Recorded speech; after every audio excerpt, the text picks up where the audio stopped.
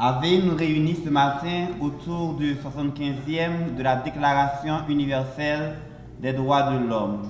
L'organisation Ave, accroche ta vie à une étoile, est une structure de jeunes qui se donne comme objectif de contribuer à une société inclusive et dynamique, respectueuse de son environnement et des citoyens, où chaque individu est bien intégré, impliqué et engagé en vue du développement et de la paix pour tous.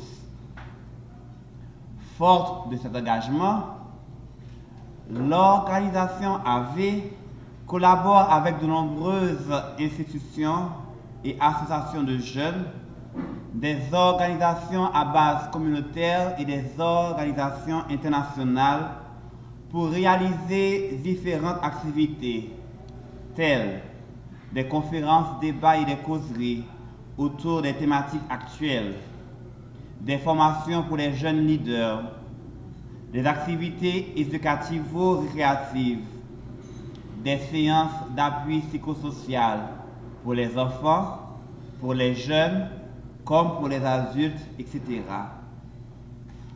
Toutes ces initiatives se basent sur 5 piliers: l'inclusion, la gouvernance, l'environnement, l'éducation à la paix et l'éducation au développement. Notre présence aujourd'hui, à vous et à moi, n'échappe pas à cette règle. Nous parlons des 75 ans de la Déclaration universelle des droits de l'homme dans un pays où partout, chaque jour, à chaque instant, les droits des citoyens sont bafoués, violés, piétinés. Haïti a certes adopté la déclaration, mais c'est avec peine que nous constatons que ce n'est qu'en parole.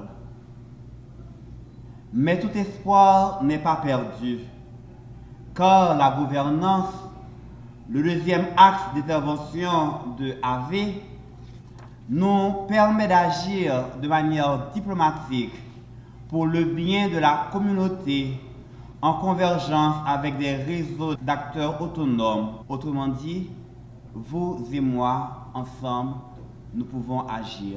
Les droits de l'homme constituent à la fois un patrimoine universel, intemporel, que chacun doit respecter pour qu'il soit utile à tous, à quelque race qu'il appartienne, autrement dit, sans aucune distinction de couleur, de provenance, de religion, et j'en passe.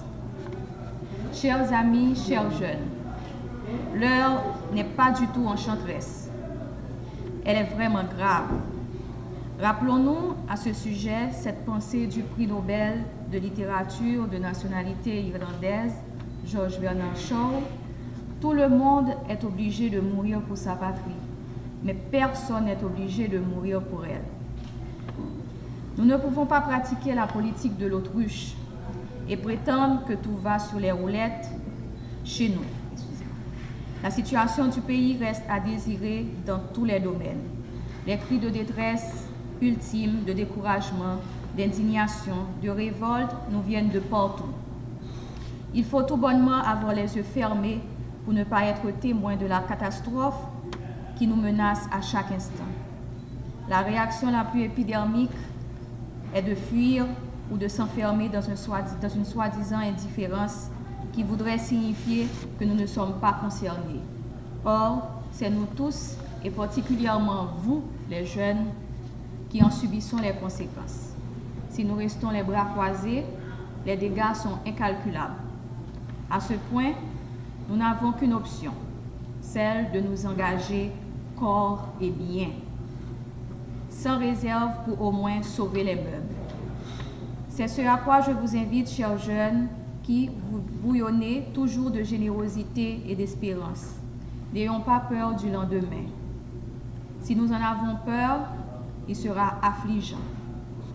Mais si nous comptons l'affronter avec courage, détermination et intrépidité, il pourrait reconnaître sa défaite et nous présenter le butin de ces surprises qui couronneraient notre mérite et notre confiance dans les valeurs communes si profondes et si authentiques.